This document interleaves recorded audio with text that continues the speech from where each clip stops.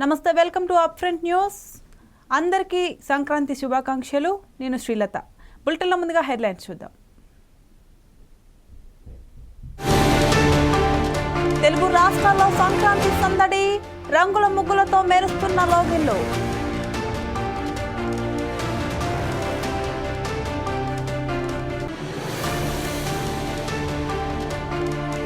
నారావారిపల్లిలో చంద్రబాబు కుటుంబం, ఎన్టీఆర్ బసవ తారకం విగ్రహాల ఆవిష్కరణ.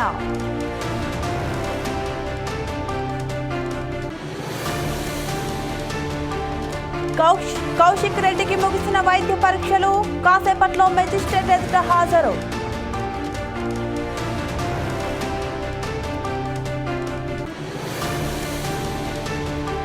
నెరవేరిన నిజామాబాద్ రైతుల చిరకాల వాంఛ, ఇందూరులో పసుపు బోర్డు ఏర్పాటుకు గ్రీన్ సిగ్నల్.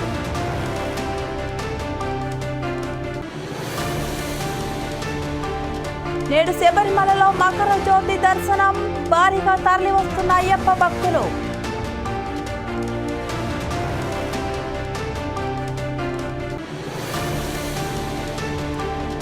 రెండో రోజు మహాకుంభమేళాకు పోటెత్తిన భక్తులు, మొదటి రోజు 1 కోటికి పైగా భక్తుల పుణ్య స్నానాలు.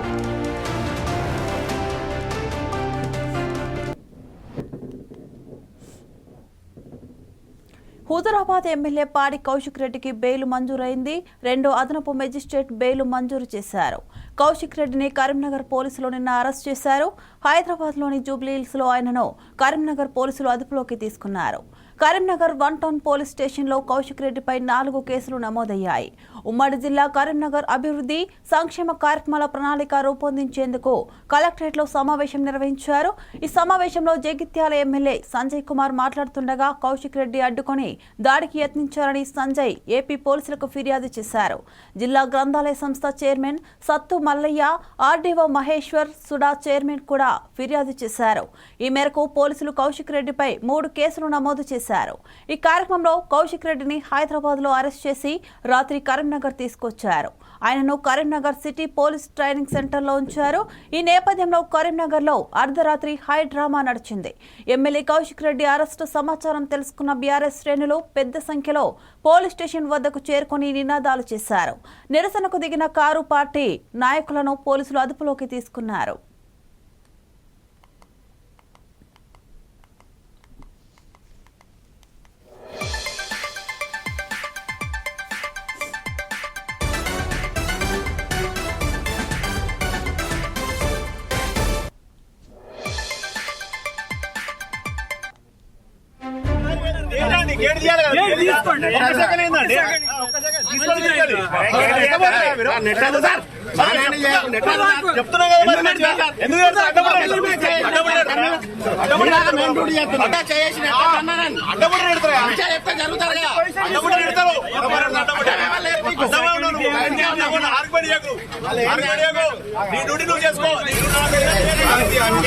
అన్యాయమైన కేసులు పెడితే భయపడే ప్రసక్తి లేదు. రేవంత్ రెడ్డి గారు ఇచ్చిన 6 గ్యారెంటీలను ప్రశ్నిస్తూనే ఉంటాం. ఎటు పరిస్థితిలో భయపడేదే లేదు, ప్రశ్నిస్తూనే ఉంటాం. మీరు ఒక్కసారి ఆలోచన చేయండి. ఇలా అమ్ముడు పోయిన ఎమ్మెల్యేని అమ్ముడు పోయినామని అడిగితే కూడా ఇలా తీసుకొచ్చి అరెస్ట్ చేస్తున్నారంటే ఎంత బాధాకరమో ఇది ఆలోచన చేయండి. ఇలా పండుగ పుట్ట ఇలా అరెస్ట్ చేసి ఇంట్లో లేకుండా చేయడం ఎంత బాధాకరమో ఆలోచన చేయండి.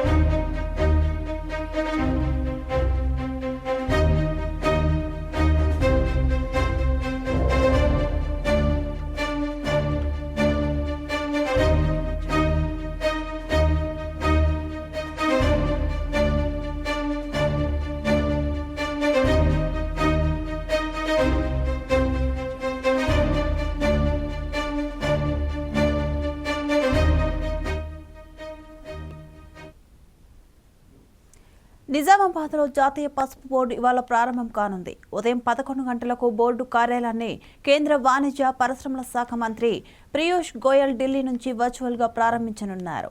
ఈ మేరకు నిన్న కేంద్రం ప్రకటన చేసింది. అలాగే జాతీయ పసుపు బోర్డు చైర్మన్గా పల్లె గంగారెడ్డిని నియమిస్తూ ఉత్తర్వులు జారీ చేసింది. ఈ పదవిలో ఆయన 3 ఏళ్ల పాటు కొనసాగనున్నారు. ఈ కార్యక్రమంలో ఎంపీ ధర్మపురి అరవింద్, పల్లె గంగారెడ్డి, అధికారులు, రైతులు పాల్గొనున్నారు. సంక్రాంతి కానుకగా కేంద్రం పసుపు బోర్డుని తెలుగు రాష్ట్రాలకే కాకుండా యావత్ దేశానికి అందిస్తుందని కేంద్ర మంత్రి కిషన్ రెడ్డి అన్నారు. సంక్రాంతి అంటేనే రైతుల పండుగ అని ఆయన అన్నారు. పసుపు బోర్డు ఏర్పాటుపై ప్రధాని మోదీ ఇచ్చిన హామీ నిలబెట్టుకున్నారని తెలిపారు. తెలంగాణ ప్రజల తరఫున ప్రధానికి కృతజ్ఞతలు తెలిపారు. నిజామాబాద్లో పసుపు బోర్డు ఏర్పాటు చేయడంలో రాష్ట్ర ప్రభుత్వానికి క్రియాశీలక పాత్ర అని వ్యవసాయ శాఖ మంత్రి తుమ్మల నాగేశ్వరరావు అన్నారు. పసుపు రైతుల చిరకాల వాంఛను నెరవేర్చాలని కేంద్ర ప్రభుత్వానికి పలుమార్లు విజ్ఞప్తి చేసినట్లు గుర్తు చేశారు. కేంద్ర ప్రభుత్వం ప్రకటనపై హర్షం వ్యక్తం చేశారు. ప్రధాని మోదీకి ఈ సందర్భంగా కృతజ్ఞతలు తెలిపారు.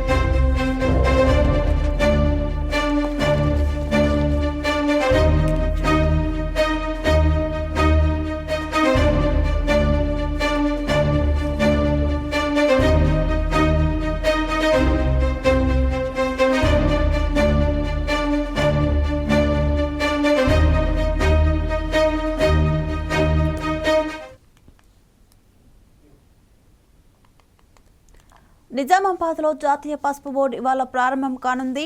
ఉదయం 11 గంటలకు బోర్డు కార్యాలయాన్ని కేంద్ర వాణిజ్య పరిశ్రమల శాఖ మంత్రి పీయూష్ గోయల్ ఢిల్లీ నుంచి వర్చువల్గా ప్రారంభించనున్నారు. ఈ మేరకు నిన్న కేంద్రం ప్రకటన చేసింది. అలాగే జాతీయ పసుపు బోర్డు చైర్మన్గా పల్లె గంగారెడ్డిని నియమిస్తూ ఉత్తర్వులు జారీ చేసింది. ఈ పదవిలో ఆయన 3 ఏళ్ల పాటు కొనసాగనున్నారు. ఈ కార్యక్రమంలో ఎంపీ ధర్మపురి అరవింద్, పల్లె గంగారెడ్డి, అధికారులు, రైతులు పాల్గొనున్నారు. సంక్రాంతి కానుకగా కేంద్రం పసుపు బోర్డుని తెలుగు రాష్ట్రాలకే కాకుండా యావత్ దేశానికి అందిస్తుందని కేంద్ర మంత్రి కిషన్ రెడ్డి అన్నారు. సంక్రాంతి అంటేనే రైతుల పండుగ అని ఆయన చెప్పారు. పసుపు బోర్డు ఏర్పాటుపై ప్రధాని మోదీ ఇచ్చిన హామీ నిలబెట్టుకున్నారని తెలిపారు. తెలంగాణ ప్రజల తరఫున ప్రధానికి కృతజ్ఞతలు తెలిపారు. నిజామాబాద్లో పసుపు బోర్డు ఏర్పాటు చేయడంలో రాష్ట్ర ప్రభుత్వానికి క్రియాశీలక పాత్ర అని వ్యవసాయ శాఖ మంత్రి తుమ్మల నాగేశ్వరరావు అన్నారు. పసుపు రైతుల చిరకాల వాంఛను నెరవేర్చాలని కేంద్ర ప్రభుత్వానికి పలుమార్లు విజ్ఞప్తి చేసినట్లు గుర్తు చేశారు. కేంద్ర ప్రభుత్వం ప్రకటనపై హర్షం వ్యక్తం చేశారు. ప్రధాని మోదీకి ఈ సందర్భంగా కృతజ్ఞతలు తెలిపారు. దీనిపై మరింత సమాచారం మా నిజామాబాద్ ప్రతినిధి శ్రీనివాస్ అందిస్తారు. శ్రీనివాస్, చెప్పండి. చూస్తున్న నిజామాబాద్ పసుపు రైతుల కళ నెరవేరిందని చెప్పొచ్చు. నిన్న ఏదైతే కేంద్ర మంత్రి పీయూష్ గోయల్ కూడా నిజామాబాద్ లో పసుపు బోర్డు ఏర్పాటు చేసి కీలకంగా ఆయన ఒక ప్రకటన చేయడంతో కూడా నిజామాబాద్ జిల్లా వ్యాప్తంగా కూడా రైతులు సంతోషం వ్యక్తం చేస్తున్నటువంటి పరిస్థితి నెలకొంది. అయితే ఈ రోజు 11 గంటలకి కేంద్ర మంత్రి కూడా ఏదైతే వర్చువల్ గా అయితే ఈ ప్రోగ్రామ్ అయితే ప్రారంభించబోతున్నారు. దీనికి సంబంధించి కూడా రాష్ట్ర వ్యాప్తంగా సంతోషం వ్యక్తమవుతున్నటువంటి పరిస్థితి ఉంది. ఎందుకంటే గత 15 సంవత్సరాలుగా పసుపు రైతులు అనేక ఉద్యమాలు చేశారని చెప్పొచ్చు. ఎట్టకేలకు కూడా వాళ్ళ కోరిక నెరవేరడంతో కూడా మొత్తం నిజామాబాద్ మొత్తం కూడా పసుపుమయంగా కనిపిస్తున్నటువంటి పరిస్థితి ఉంది. అయితే గతంలో చూసుకున్నట్టయితే పసుపు రైతులు కూడా చాలా ఏళ్లుగా కూడా పసుపు బోర్డు కావాలని ఎన్నో ఉద్యమాలు కూడా చేశారు. దీంట్లో భాగంగా కూడా తెలంగాణ రాష్ట్రం ఏర్పాటైన కొత్తలో అయితే నిజామాబాద్ ఎంపీగా అయితే కల్వకుంట్ల కవిత ఎన్నికయ్యారు. ఈ నేపథ్యంలో కూడా ఆమె స్పష్టంగా ఖచ్చితంగా కూడా పసుపు బోర్డు పైన కూడా కృషి చేస్తాము, తీసుకొచ్చే విధంగా ప్రయత్నం చేస్తామని చెప్తేనే అక్కడ ప్రజలు ఆమెను గెలిపించడం జరిగింది. ఆమె కూడా ఒకవైపు ప్రయత్నాలు చేసినప్పటికీ కూడా అది ఎక్కడ కూడా నెరవేరని అయితే ఆ సిచ్యువేషన్ నెలకొంది. ఈ నేపథ్యంలో కూడా పసుపు రైతులు మరింత ఆందోళనకు గురైనటువంటి పరిస్థితి ఉంది. ఏదేమైనప్పటికీ కూడా పసుపు బోర్డు సాధించడమే లక్ష్యంగా కూడా అనంతరం జరిగినటువంటి పార్లమెంట్ ఎన్నికల్లో కూడా 170 మంది రైతులు ఇండివిజువల్ గా అయితే నామినేషన్ వేసినటువంటి పరిస్థితి దేశం మొత్తం కూడా అవాక్కయ్యారు. ఏంటి ఇంతమంది కూడా ఇండిపెండెంట్ గా కూడా నిజామాబాద్ నుంచి పార్లమెంట్ ఎన్నికలకు నామినేషన్ వేయడం పట్ల కూడా ఒక దేశం మొత్తం కూడా ఆసక్తి రేపించే విధంగా అయితే నిజామాబాద్ వేదిక అయినటువంటి పరిస్థితి ఉంది. ఈ నేపథ్యంలో కూడా ధర్మపురి అరవింద్ అప్పుడే ఆయన కూడా స్పష్టంగా ఖచ్చితంగా ఈసారి నన్ను గెలిపిస్తే అతి త్వరలో కూడా మిమ్మల్ని పసుపు బోర్డు తీసుకొస్తామని ఒక స్పష్టమైన హామీ ఇవ్వడము, బాండ్ పేపర్ కూడా రాసిచ్చినటువంటి పరిస్థితి ఉంది. ఈ నేపథ్యంలో అక్కడ ఉన్నటువంటి మొత్తం కూడా నాయకులు గాని ఇక్కడ ప్రజలు గాని వాళ్ళందరూ కూడా ఖచ్చితంగా ఒక ఆశాభావంతో అయితే మళ్ళీ ఆయనను గెలిపించినటువంటి పరిస్థితి ఉంది. ఈ నేపథ్యంలో అప్పటి నుంచి కూడా నిజామాబాద్ కి పసుపు బోర్డు వస్తుందని కూడా వెయ్యికలతో ఎదురు చూసినటువంటి రైతులకు మళ్ళీ కూడా అది కొనసాగుతూ కూడా ఇప్పటి వరకు వచ్చినటువంటి నేపథ్యం. అయితే కీలక ప్రకటన అయితే గత పార్లమెంట్ ఎన్నికల్లో మోదీ చేత ఏదైతే నిజామాబాద్ ఎంపీగా పనిచేసినటువంటి ధర్మపురి అరవింద్ ప్రకటన చేయించాడు. ఈ నేపథ్యంలో కూడా రైతులందరూ కూడా గత పార్లమెంట్ ఎన్నికల్లో కూడా మళ్ళీ కూడా బీజేపీని పట్టం కట్టారు. ధర్మపురి అరవింద్ అయితే గెలిపించినటువంటి పరిస్థితి ఉంది. ఈ నేపథ్యంలో అనేక పోరాటాలు జరిగాయని చెప్పొచ్చు. ఎందుకంటే నిజామాబాద్ సంబంధించి పసుపు దేశంలోనే అత్యంతమైనటువంటి నాణ్యమైన పసుపు ఉంటుంది. పెద్ద మొత్తంలో అంటే ఒక టర్మ్ కి దాదాపు 10 లక్షల టన్నుల పసుపు కూడా ఉత్పత్తి అవుతుంది. నిజామాబాద్ తో పాటు ఆర్మూర్ కావచ్చు, ఇక్కడ జగిత్యాల కావచ్చు, బాల్కొండ కావచ్చు, ఇవన్నీ సెగ్మెంట్లలో కూడా పెద్ద మొత్తంలో పసుపు ఉత్పత్తి అవుతుంది. ఇక్కడ పసుపు బోర్డు వస్తే చాలా మట్టుకు కూడా రైతులకు ఒక మంచి ధర లభిస్తుంది అని చెప్పేసి రైతులు చాలా ఏళ్లుగా తన పోరాటం చేసినటువంటి నేపథ్యం. ఏదేమైనప్పటికీ కూడా పసుపు బోర్డు నిజామాబాద్ కు రావడం కూడా హర్షించదగ్గ విషయం అని చెప్పి కూడా పసుపు రైతులు అయితే సంతోషం వ్యక్తం చేస్తున్నారు. ఇందులో ధర్మపురి అరవింద్ కృషి కూడా చాలా వరకు ఉంది అని చెప్పొచ్చు.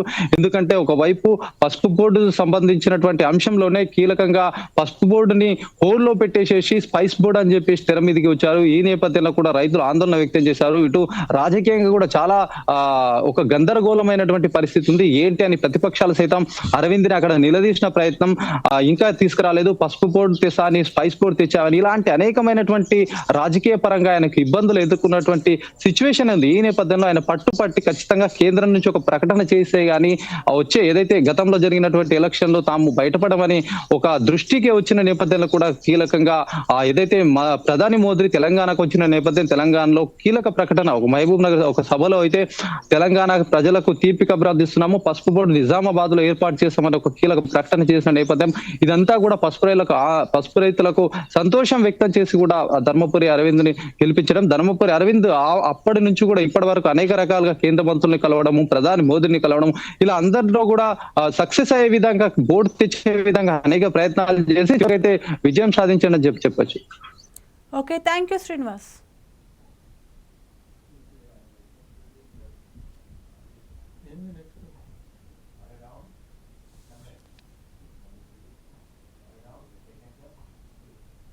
సీఎం చంద్రబాబు తిరుపతి జిల్లా నారవారిపల్లిలో సంక్రాంతి వేడుకల్లో పాల్గొనున్నారు. మొదటగా కులదైవం నాగాలమ్మను ముఖ్యమంత్రి కుటుంబం దర్శించుకోనుంది. ఆ తర్వాత సీఎం తల్లిదండ్రులు ఖర్జూర నాయుడు, అమ్మనమ్మ సమాధులకు నివాళులు అర్పించనున్నారు. మధ్యాహ్నం బాలకృష్ణ చేతుల మీదుగా ఎన్టీఆర్ బసవ తారకం విగ్రహ ఆవిష్కరించనున్నారు చంద్రబాబు. సీఎం చంద్రబాబు కుటుంబ సభ్యులతో నిన్న ఆనందంగా గడిపారు. మహిళల ముగ్గుల పోటీలు, చిన్నారుల ఆటపాటలు తిలకించారు. విజేతలకు బహుమతులు అందజేశారు. ప్రజల నుంచి అర్జీలు స్వీకరించారు. పిల్లలకు పలు ఆట పోటీలు నిర్వహించారు. చిన్నారులంతా పోటీల్లో ఉత్సాహంగా పాల్గొన్నారు. గోనె సంచి రేసు, భుజం నెట్టడం, మ్యూజికల్ చైర్, బెలూన్ బ్లాస్టింగ్ లాంటి పోటీల్లో సందడి చేశారు. అంతకుముందు నారావారిపల్లిలో పలు అభివృద్ధి పనులకు శంకుస్థాపన చేశారు. 2 కోట్లతో రంగంపేటలో రహదారుల నిర్మాణానికి శంకుస్థాపన చేశారు. జెడ్పీ హై స్కూల్ అభివృద్ధికి భూమి పూజ చేశారు. 3 కోట్లతో విద్యుత్ సబ్స్టేషన్ నిర్మాణానికి శంకుస్థాపన చేశారు.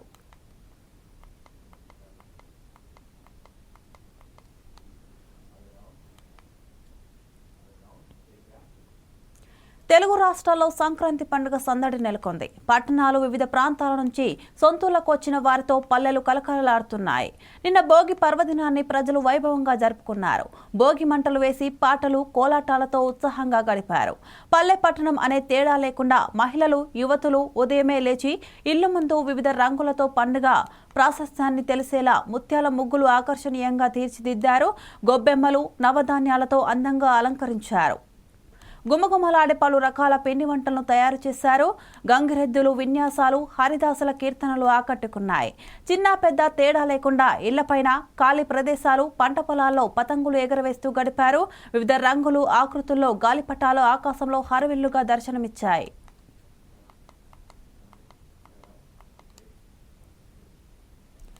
నేడు సంక్రాంతి సందర్భంగా కేరళలోని శబరిమలలో మకర జ్యోతిని ప్రత్యక్షంగా వీక్షించేందుకు లక్షలాది మంది భక్తులు అక్కడికి చేరుకున్నారు. శబరిమలలో మకర జ్యోతి దర్శనానికి ఏర్పాట్లు ముమ్మరంగా సాగుతున్నాయి. సాయంత్రం 6 నుంచి 7 గంటల మధ్య జ్యోతి దర్శనమిస్తుంది. మకర జ్యోతిని దర్శించుకుంటే జీవితంలో సుఖ సంతోషాలు కలుగుతాయని భక్తుల నమ్మకం. అక్కడికి వెళ్లలేకపోయినా టీవీలో వీక్షించేందుకు కోట్లాది మంది ఎదురు చూస్తున్నారు.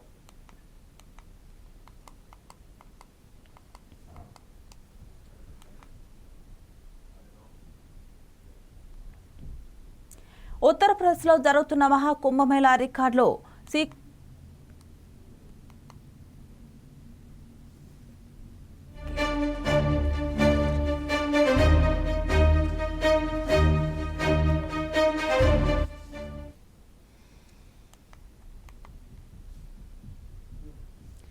ఉత్తరప్రదేశ్లో జరుగుతున్న మహాకుంభమేళా రికార్డులు క్రియేట్ చేస్తోంది. మొదటి రోజే త్రివేణి సంగమానికి భక్తులు పోటెత్తారు. 1 కోటికి పైగా భక్తులు పుణ్యస్నానాలు ఆచరించారు. 45 రోజుల పాటు సాగే మేళాతో రాష్ట్ర ఆర్థిక వ్యవస్థకు భారీ ఆదాయం వస్తుందని అధికారులు అంచనా వేస్తున్నారు. వేద పండితుల మంత్రోచ్చరణల మధ్య త్రివేణి సంగమంలో 2వ రోజు మహాకుంభమేళా ప్రారంభమైంది. ఇవాళ పుష్య పౌర్ణమి కావడంతో 1.5 కోటికి పైగా భక్తులు స్నానాలు ఆచరించారు. బ్రెజిల్, స్పెయిన్, రష్యా, అమెరికాతో పాటు పలు దేశాల నుంచి వచ్చిన భక్తులు కూడా తొలి రోజే త్రివేణి సంగమంలో స్నానాలు చేశారు. భారతీయ విలువలు, సంస్కృతిని గౌరవించే కోట్లాది మందికి ఇది చాలా ప్రత్యేకమైన రోజని ప్రధాని మోదీ తెలిపారు. ప్రయాగ్రాజ్లో మహాకుంభమేళా ప్రారంభమైందని, విశ్వాసం, భక్తి, సాంప్రదాయాల సంగమంతో ఎంతో మందిని ఒకచోట చేర్చిందని తెలిపారు.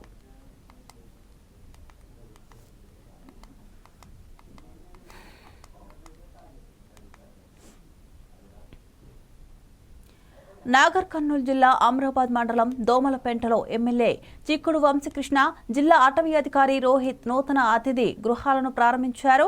అక్క మహాదేవి స్టే ప్యాకేజీలో భాగంగా ప్రారంభించారు. అనంతరం అక్క మహాదేవికి ప్రత్యేక పూజలు నిర్వహించారు. అమ్మవారిని దర్శించుకొని అక్కడ ఉన్న పురాతనమైన గుహాలను సందర్శించారు. శ్రీశైలం బ్యాక్ వాటర్ చల్లటి వాతావరణం ఆహ్లాదకరంగా ఉందన్నారు. అక్క మహాదేవి రాజకుమారి శివుని పెళ్లాడాలనే ఉద్దేశంతో కొన్ని వందల సంవత్సరాలు శివుని దర్శనం కోసం తపస్సు చేసిందని పూర్వీకులు చెబుతున్నారు. ఈ గుహ ఇక్కడ నుంచి ఉమామహేశ్వర దేవాలయం వరకు ఉందని చెబుతున్నారు. అక్క మహాదేవి దేవాలయం దర్శించుకోవడానికి అటవీశాఖ అధికారులు ప్రత్యేకమైన ఏర్పాట్లు చేశారు. వారికి ఆ రోజు సాయంత్రం పూట ఆక్టోపస్ వ్యూ పాయింట్ ఇంకా వజ్రాల మడుగును మన సఫారీ వెహికల్లో చూపించడం జరుగుతుంది. దాని తర్వాత వాళ్ళకి సాయంత్రం పూట విశ్రాంతిలో బాన్ ఫైర్, అలాగే వాళ్ళు ఆ ఖాళీ సమయంలో వాళ్ళు అనుకుంటే వాళ్ళ శ్రీశైలం కూడా వాళ్ళు ప్లాన్ చేసుకోవడం జరుగుతుంది. నెక్స్ట్ డే పొద్దున సుమారు 6 గంటల ప్రాంతంకి బ్రేక్ఫాస్ట్ తర్వాత మనం వాళ్ళ ప్రయాణం అక్కమహాదేవికి తీసుకెళ్లడం జరుగుతుంది. ఇది సుమారు 2 గంటలు వెహికల్లో 1 గంటన్నర నుంచి 2 గంటలు కాలినడకన వెళ్లాల్సింది ఉంది. సో ఈ ప్యాకేజ్ మీరు బుక్ చేసుకోవాలనుకుంటే amravatigerreserve.com లో దోమలపెంట అక్కమహాదేవి స్టే ప్యాకేజ్ కింద మీరు బుక్ చేసుకోగలుగుతారు. ఈ ప్యాకేజ్కి వచ్చే ప్రయాణికులకు ఈ వసతులు కాకుండా అలాగే ఒక అమరావతి పులుల అభయారణ్యం నుంచి ఇక్కడ చెంచువారు చేసిన ఒక చిన్న సొవినైర్ కూడా వాళ్ళకి ఇవ్వడం జరుగుతుంది. ఈ ప్యాకేజ్ టారిఫ్ అనేటి మనకు 6,500 నుంచి సుమారు 800-500 వరకు ఇద్దరికి అయ్యే ఖర్చు. ఇది డిపెండింగ్ ఆన్ ది వాళ్ళు సెలెక్ట్ చేసుకునే రూమ్ బట్టి. Srisailam back water, Srisailam dam వెనుక భాగంలో ఈ వాటర్ లో కృష్ణా రివర్ లో ప్రయాణం చేస్తా ఉన్నాం. ఈ జర్నీ ఏమిటంటే అక్కమహాదేవి కేవ్స్, అక్కమహాదేవి గుహలు. ఇది శ్రీశైలం డ్యామ్ బ్యాక్ సైడ్ నుంచి 12 కిలోమీటర్ల దూరంలో ఉంటుంది. ఇది తెలంగాణ రాష్ట్రానికి సంబంధించినటువంటి టెంపుల్. ఇది అక్కమాదేవి రాజకుమారి ఒక 1000 సంవత్సరాల పూర్వమే కర్ణాటక రాష్ట్రం నుంచి వచ్చి ఇక్కడ మల్లికార్జున స్వామిని పెళ్లి చేసుకున్నట్టు చెప్పి ఇక్కడ తపస్సు చేసి ఇక్కడ చనిపోవడం జరిగింది. అందుకే అక్కమాదేవి గుహలు ఆమె తపస్సు చేసినటువంటి ప్రాంతం. ఇక్కడ ఈ కృష్ణా నదిలో నీళ్లు తాగుతూ ఆకులు అలాలు తిని దాదాపు 100 సంవత్సరాలు ఈ తపస్సు చేసి చనిపోయినటువంటి ఆ తల్లి పేరు మీద అక్కమాదేవి కేవ్స్ అని ఏర్పడ్డాయి. అది న్యాచురల్ గా ఉంటుంది. 1000 పిల్లర్స్ టెంపుల్ ఏ రకంగా ఉంటుందో ఆ రకంగా కనబడుతుంది. అంటే న్యాచురల్ గా అది ఆ డిజైన్ వచ్చింది. అది ఇప్పుడు మీకు చూపిస్తాం. అన్నిటికి మించి ఈ అక్కమాదేవి కేవ్స్ పోవడానికి ఒకటి బై బోట్, రెండవది బై రోడ్డు. ఈ బై బోట్ అంటే మనం 12 కిలోమీటర్ ప్రయాణం చేయాలి. అదేవిధంగా బై రోడ్ అంటేనేమో మెయిన్ రోడ్ శ్రీశైలం అంటే మండనూరు నుంచి శ్రీశైలానికి వచ్చే రోడ్డుకు అటు నుంచి వచ్చినప్పుడు రైట్ సైడ్ లో ఉంటుంది. అది దాదాపు 4-5 కిలోమీటర్స్ ఉంటుంది ఫారెస్ట్ లో. ఈ 2 రూట్లు ఉంటాయి. అదేవిధంగా ఇవాళ ఫారెస్ట్ డిపార్ట్మెంట్ ఒక ప్యాకేజీ దాన్ని ఓటీస్ క్యాంప్ అని చెప్పేసి ఒక ప్యాకేజీని పెట్టిండు. అక్కడ అకామిడేషన్, తర్వాత ఒక సఫారీ, టైగర్ సఫారీ వెహికల్, అక్కడ ఏమంటే అక్కమాదేవి కేవ్స్ తో పాటు వజ్రాల మడుగు, అదే విధంగా ఆక్టోపస్ వ్యూస్, ఈ మూడింటిని కలిపి ఓ మినిమం ఛార్జ్ తోటి ఒక ప్యాకేజీ పెట్టిండ్రు. ఒకవేళ ఎవరికైనా మేము బై రోడే కాదు మేము బై బోట్లో పోతామంటే కూడా. ఉమ్మడి వరంగల్ జిల్లా ఆయనవోలు మల్లికార్జున స్వామి బ్రహ్మోత్సవాలు అంగరంగ వైభవంగా ప్రారంభమయ్యాయి. ధ్వజారోహణంతో సంక్రాంతి పండుగకు ముందు రోజున ప్రారంభమయ్యే ఈ వేడుకలు ఉగాది వరకు కొనసాగనున్నాయి. శివభక్తులకు ప్రీతికరమైన ఆయనవోలు పుణ్యక్షేత్రం జనసంద్రం కానుంది. రాష్ట్రం నలుమూలల నుంచి భక్తులు తరలిరానున్నారు. డప్పు చప్పులు, శివసత్తుల పూనకాలు, బోనాలతో ఈ ప్రాంతం ఆధ్యాత్మికంగా మారనుంది. స్వామివారికి పట్నాలు వేసి మొక్కులు తీర్చుకునేందుకు వచ్చే భక్తుల కోసం అధికారులు అన్ని ఏర్పాట్లు చేశారు. సీసీ కెమెరాల పర్యవేక్షణలో పోలీసులు బందోబస్తు నిర్వహిస్తున్నారు.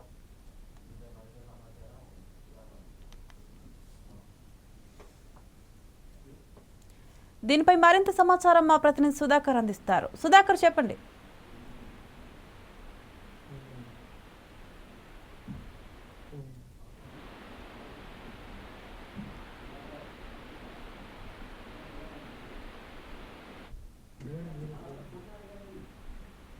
Thank you Sriratha. కోటి భక్తుల కొంగు బంగారం చేస్తే అల్లును అయినవద్దు. సో ఈ వీడియో చూసుకోవచ్చు. సంక్రాంతి పండుగ వస్తే మాత్రం ఐలవల్లులు మరియు మల్లికార్జున స్వామి బ్రహ్మోత్సవాలు మాత్రం అంగరంగ కొనసాగుతున్నాయి. తెలంగాణ రాష్ట్రం నుంచి వెళ్ళి ఎటు చూసిన భక్తులు మాత్రం ఐలవల్లు మల్లికార్జున స్వామి దర్శనం మాత్రము ఈ జాతర మొత్తం 3 రోజులు కొనసాగుతుంది. ఈ నేపథ్యంలో మాత్రం తెలంగాణ రాష్ట్రం నుంచి వెళ్ళి ఎక్కడ ఉన్న ప్రజలు మాత్రం ఖచ్చితంగా ఐలవల్లు మల్లికార్జున స్వామి దర్శనం మాత్రం దినాలు చూపెడుతూనే ఉంటారు. అయితే జాతర 3 రోజులు కొనసాగుతున్న నేపథ్యంలో మాత్రము ట్రాన్స్జెండర్స్ అండ్ హిజ్జాలు ఎవరున్నారో వాళ్ళు 3 రోజుల ముందే వచ్చేసి మాత్రం అక్కడ పట్టాలు వేస్తూ ఆ దేవుడికి తమ యొక్క పూజలు చేస్తూ ఆ పట్టాలలో వాళ్ళ కూర్చొని మాత్రం పూజలు చేస్తున్న నేపథ్యం కనబడుతుంది. ఒకటే అనుకోవచ్చు, ట్రాన్స్జెండర్ అంటే హిజ్జాలు ఎక్కడ ఉన్నారో ట్రాన్స్జెండర్ శివసత్తులు వీళ్ళందరూ వచ్చేసి ఈ 3 రోజులు మల్లికార్జున స్వామి దేవాలయాలు అక్కడ ఉంటూ మాత్రం భక్తులకు వీళ్ళ యొక్క పూజల ద్వారా వీళ్ళ యొక్క పాటలతోటి వచ్చే భక్తులను ఆకర్షించే విధంగా కూడా ప్రయత్నం చేస్తారు. ముఖ్యంగా చూసుకుని మాత్రం అక్కడ పసుపును పూజలు చేసి ఆ పూజ చేసిన పసుపుతో చోట వచ్చే భక్తులకు తిలకం దిద్దుకుంటూ మాత్రం ఖచ్చితంగా భక్తులను ఆకర్షించే ప్రయత్నం చేస్తారు శివసత్తులు. ఒకటే అనుకోవచ్చు, తెలంగాణ రాష్ట్రంలో సంక్రాంతి పండుగ వస్తే మాత్రం ఎంత అంగరంగ వైభవంగా భక్తులు ఈ పండుగ జరుపుకుంటారో ఈ పండుగ జరుపు సంవత్సరంలో మాత్రం సంతోషంగా ఈ 5 స్వామిని దర్శించుకొని శివుని యొక్క ఆశీస్సుల కోసం మాత్రం జనాలు క్యూ కడుతూ ఉంటారు. ఈ జాతర వచ్చేసి మొత్తానికి 3 రోజులు కొనసాగుతుంది. ఇక్కడ ఈ 3 రోజులు ఈ జాతర కొనసాగకపోతే ఇక అధికార యంత్రం లాంటి టెంపుల్ వచ్చే భక్తులకు ఎటువంటి అమాంతం జరగకుండా, అంతేకాకుండా వచ్చే భక్తులకు అక్కడ ఉండి స్టే చేసే విధంగా పందులు వేయడము, వచ్చే వాడికి నీటి వస్తువులు ఏర్పాటు చేయడము, అంటే అక్కడ హాస్పిటల్ సంబంధించిన హెల్త్ సెంటర్ పెట్టడం జరుగుతుంది. ఏదేమైనా తెలంగాణ రాష్ట్రంలో ఈ యొక్క ఐలవల్లు మల్లికార్జున స్వామి క్యూలను ఏర్పాటు చేయడము, అంతేకాకుండా భక్తులకు ఈ మల్లికార్జున స్వామిని దర్శించుకుంటే ఎంత పుణ్యం వస్తుంది, ఎంత లాభం వచ్చే విధంగా అక్కడ వచ్చే శివసత్వం చెప్పండి చెప్తాను course. Okay, thank you Sudhakar.